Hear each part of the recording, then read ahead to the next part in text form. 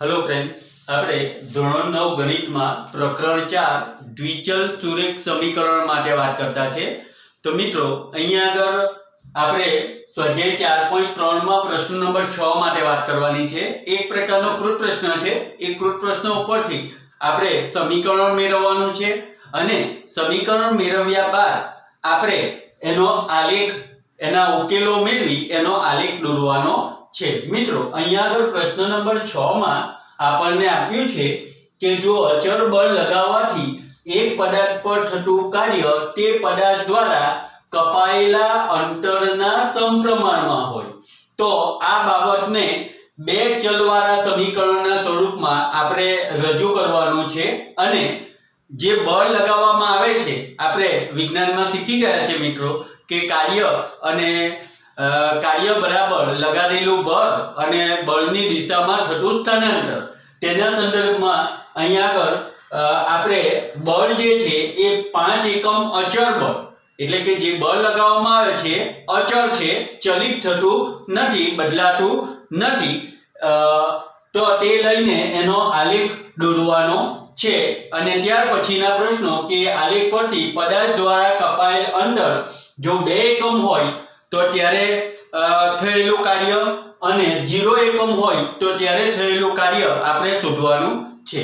મિત્રો આપણે અગાઉના પ્રશ્નોમાં વાત કરી ગયા છે તે મુજબ કે અહીં આગળ સૌપ્રથમ જે કૃત પ્રશ્ન આપેલો છે તેના ઉપરથી આપણે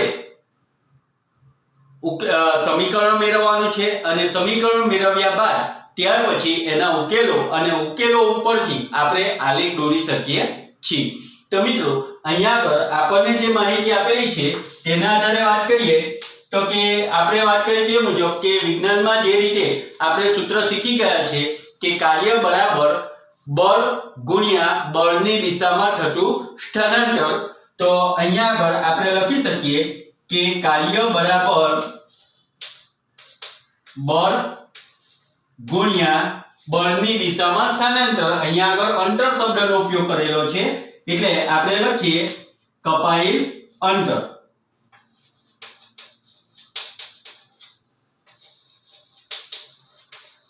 ઓકે, ચાલો હવે અહીંયા આગળ આપણે બે ચલ દ્વિચલ છે એટલે કે બે ચલવાળા સમીકરણ સ્વરૂપમાં રજૂ કરવાનું છે। તો અહીંયા આગળ આપણે કીધું છે કે બળ જે છે એ 5 એકમ અચળ બળ લેવાનું છે એટલે બળ ચલિત થતું નથી એટલે એના માટે ચલ લેવાની જરૂર નથી। આપણે ચલ તરીકે લઈએ એટલે કે ધારો કે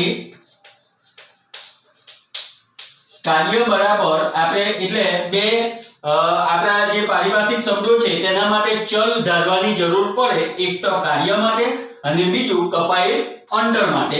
તો કાર્ય માટે આપણે ધારીએ y અને કપાયેલ અંતર બરાબર x આપણે ચલ લઈ લીધા। ઓકે, હવે આપણને જે કીધું છે કે 5 એકમ અચળ બળ લઈ તો આપણું દ્વિચલ સુરેખ સમીકરણ જે મળશે તે કઈ રીતનું મળશે તો કે દ્વિચલ સુરેખ સમીકરણ આપણને જે મળે છે એ કાર્ય એટલે કે y બરાબર બળ એ અચળ લેવાનું છે 5 એકમ અને કપાયેલ અંતર એટલે કે ગુણ્યા x એટલે કે y બરાબર 5x। આ રીતનું આપણને સમીકરણ પ્રાપ્ત થાય છે। તો આ રીતે આપણે દ્વિચલ સુરેખ સમીકરણ મેળવી શકીએ છીએ। મિત્રો હવે આપણે આલેખ દોરવાનો છે એના માટે આપણે એના ઉકેલો મેળવવા પડે। તો આપણે વાત કરી ગયા કે ઉકેલો મેળવવા માટે કોઈ પણ એક ચલને સૂત્રનો કર્તા બનાવવો પડે।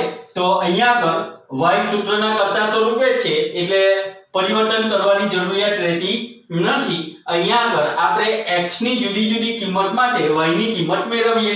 તો અહીંયા આગળ સૌપ્રથમ x બરાબર લઈએ 1 તો y ની કિંમત કેટલી મળે છે તે ચેક કરીએ તો કે y બરાબર આપણી પાસે સૂત્ર છે 5x એટલે કે 5 ગુણ્યા 1 બરાબર 5।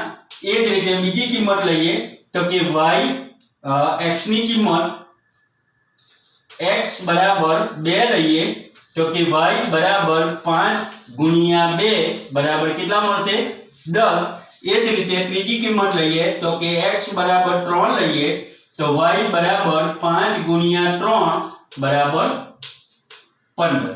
તો આ રીતે આપણને એના ઉકેલો મળી શકે છે, જેને આપણે જે રીતે કોષ્ટક બનાવીને લખીએ છીએ તો જેથી આપણને આલેખ પત્રમાં બિંદુ લેવામાં ભૂલ થઈ શકે નહીં.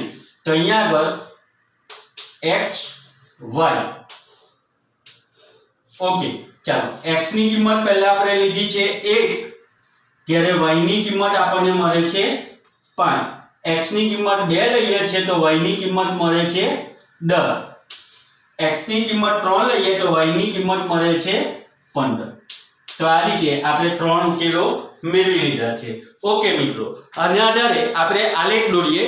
તો આલેખ દોરવા માટે અહીંયા આગળ આપણે વાત કરી ગયેલા તે મુજબ સૌપ્રથમ આપણે x અક્ષિસ અને y અક્ષિસની રચના કરવી પડે. મિત્રો જોઈ લો, બધા ધન કિંમત છે x અને y ની, તો અહીંયા આગળ બધા પ્રથમ ચરણમાં આવશે, એટલે અહીંયા આગળ આપણે એ જ રીતની રચના કરીશું, ફક્ત પ્રથમ ચરણ માટેની.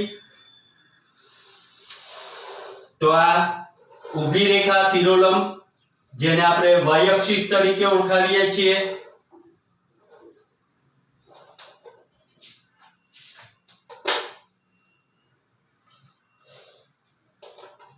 એ જ રીતે સમક્ષિતિજ જાડી લીટી જે x અક્ષિસ તરીકે લઈશું.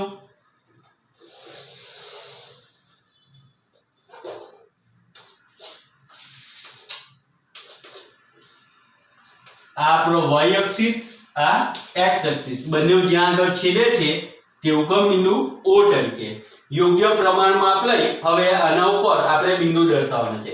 x અક્ષિસ ઉપર મહત્તમ આપણે 3 એકમ સુધી જવાનું છે, તો અહીંયા આગળ યોગ્ય પ્રમાણમાં લઈ આપણે 3 એકમ સુધી જવાનું છે, એટલે આપણે અહીંયા આગળ 2 સેન્ટીમીટર બરાબર 1 એકમ લઈએ તો પણ ચાલી શકે.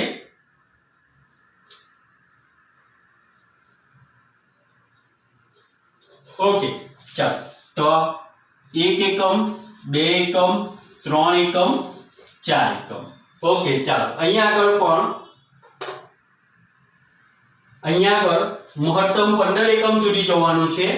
તો આપણે એ રીતે ગણતરી કરીને તમે તમારી આલેખ કોઠીમાં ખાનાની ગણતરી કરી તમે યોગ્ય પ્રમાણમાં લઈ શકો છો.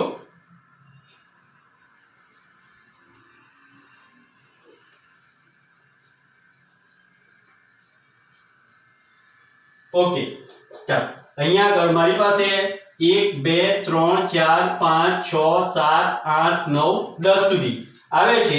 તો મિત્રો હું જો 1 સેન્ટીમીટર બરાબર 1 એકમ ની ગણતરી કરું તો મારે 15 એકમ સુધી સમાવેશ થઈ શકે નહીં, પણ તમારી આલેખ કોઠીમાં તમે 15 એકમ સુધીનો સમાવેશ કરી શકો છો, એટલે એ રીતે લેવાનું. અહીંયા આગળ હું 1 સેન્ટીમીટર બરાબર 2 એકમ લઉં છું. એ જ રીતે 4 એકમ, 6 8 10 12 14 16 18 અને 20. ઓકે, ચાલો, એટલે આપણા જગ્યાને અનુલક્ષીને આપણી પરિસ્થિતિને અનુલક્ષીને આપણે યોગ્ય પ્રમાણમાં લઈ એને આલેખ પત્ર ઉપર દર્શાવવાનું છે. ચાલો, હવે આ બિંદુ દર્શાવીએ. x અક્ષ ઉપર 1 એકમ અને y અક્ષિસ ઉપર 5 એકમ.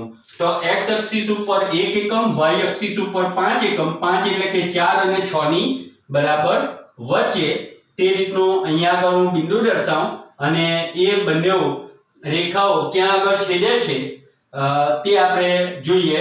તો અહીંયા આગળ 1 સેન્ટીમીટર, 1 એકમ,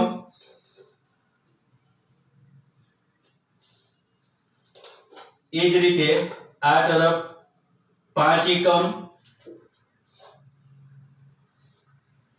તો એ બિંદુ અહીંયા આગળ એકબીજાને છેદે છે, એટલે અહીંયા આગળ આપણું બિંદુ આવશે 1 અને 5 એકમ.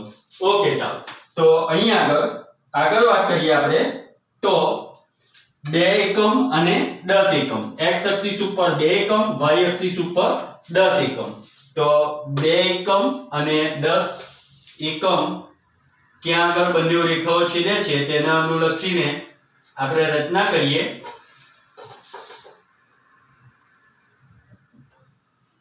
તો એ બિંદુ અહીંયા આગળ એકબીજાને છેદે છે તો આ 2 એકમ y અક્ષિસ ઉપર 10 એકમ.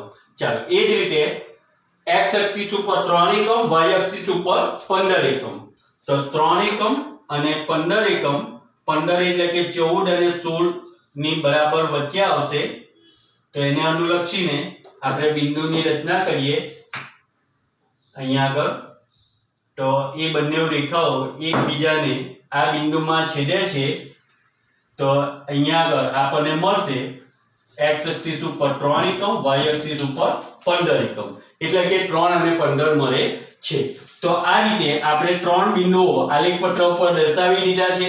ત્યાર પછી એ 3 બિંદુને એકબીજા સાથે જોડી લઈએ એટલે આપણને જે જરૂરી ગ્રાફ છે, આલેખ છે તે મળી શકે છે.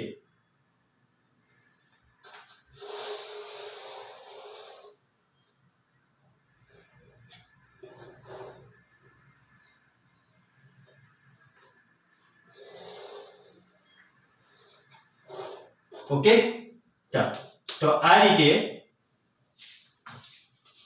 રેખા જે પ્રાપ્ત થઈ y બરાબર 5x માટેની. ઓકે, હવે આપણે આને અનુલક્ષીને કેટલાક પ્રશ્નોના જવાબ આપવાના છે. તો અહીંયા આગળ પહેલો પ્રશ્ન છે, કપાયેલ અંતર 2 એકમ હોય ત્યારે થયેલું કાર્ય કેટલું છે? તો આપણે જોઈ ગયા એ બિંદુ કે કપાયેલ અંતર 2 એકમ હોય ત્યારે થયેલું કાર્ય કેટલા એકમ થશે? 10 એકમ થાય છે. તો અહીંયા આગળ પહેલા પ્રશ્નનો જવાબ તમે લખી શકો કે કપાયેલ અંતર 2 એકમ હોય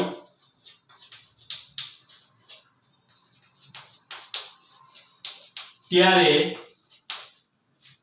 થયેલ કાર્ય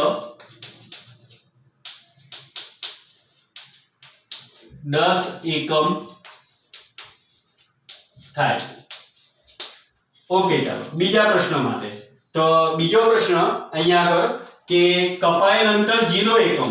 મિત્રો તમે જોઈ શકો કે 0 એકમ હોય ત્યારે થયેલું કાર્ય પણ કેટલું થશે? 0. એટલે અહીંયા આગળ બીજા માટે કે કપાયેલ અંતર 0 એકમ હોય ત્યારે થયેલ કાર્ય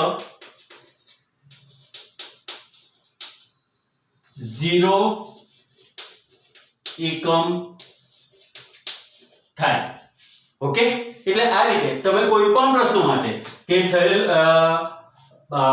કાપાયેલ અંતર 3 એકમ હોય ત્યારે થયેલું કાર્ય કેટલું છે? તો કે 15 એકમ. આ રીતે કોઈ પણ પ્રશ્ન તમને પૂછી શકે છે. તો આ રીતે એના જવાબો પણ તમે મેળવી શકો છો. અથવા તો થયેલું કાર્ય ધારો કે આપણે વાત કરીએ કે 5 એકમ ત્યારે કેટલું અંતર કાપેલું છે? તો કે 1 એકમ. આ રીતના પણ પ્રશ્નો આવી શકે છે. તો મિત્રો તમે આ રીતે પ્રશ્નોના જવાબ પણ સરળતાથી આપી શકો છો. અહીંયા આગળ મિત્રો મેં અહીંયા આગળ જવાબો લખેલા છે, પણ તમારે એ રીતે આલેખ પોથીમાં જે આલેખ દોરો છો તેમાં જવાબ લખવાના નથી.